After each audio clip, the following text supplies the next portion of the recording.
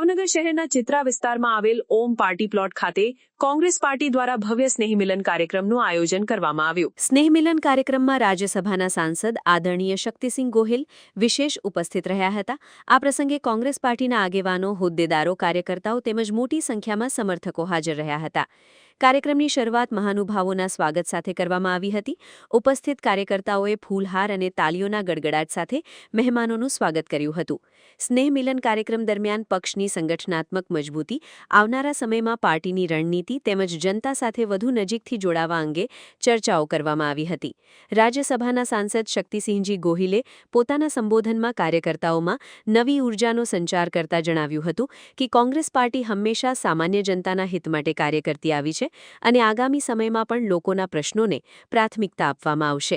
તેમણે કાર્યકર્તાઓને સંગઠન મજબૂત બનાવવા તેમજ લોકો સુધી સરકારની નીતિઓ અને જનહિતના મુદ્દાઓ પહોંચાડવા અનુરોધ કર્યો હતો। કાર્યક્રમ દરમિયાન કોંગ્રેસના શહેર તથા જિલ્લા સ્તરના આગેવાનોએ પણ પોતાના વિચારો રજૂ કર્યા હતા। કાર્યકર્તાઓ સાથે આત્મીય મુલાકાત અને ચર્ચાના માહોલ વચ્ચે કાર્યક્રમ સ્નેહપૂર્ણ વાતાવરણમાં પૂર્ણ થયો હતો। સમગ્ર કાર્યક્રમમાં કોંગ્રેસના કાર્યકર્તાઓમાં ખાસ ઉત્સાહ અને ઉમંગ જોવા મળ્યો હતો। અભિનંદન, કારણ કે ગુજરાતની ધરતી ઉપર છેલ્લા નામ છે, તમે જુઓ તો ખરા, હપ્તાખોરી।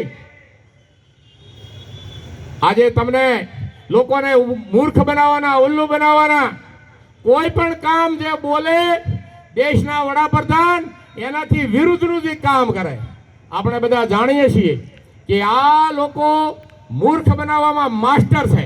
અત્યાર સુધી લોકોને મૂર્ખ બનાવ્યા અને હું તો કહું છું કે જ્યાં સુધી આ દેશના વડાપ્રધાન અને ઈવીએમ રહેશે ત્યાં સુધી હજી આપણે સંઘર્ષ કરવો પડશે।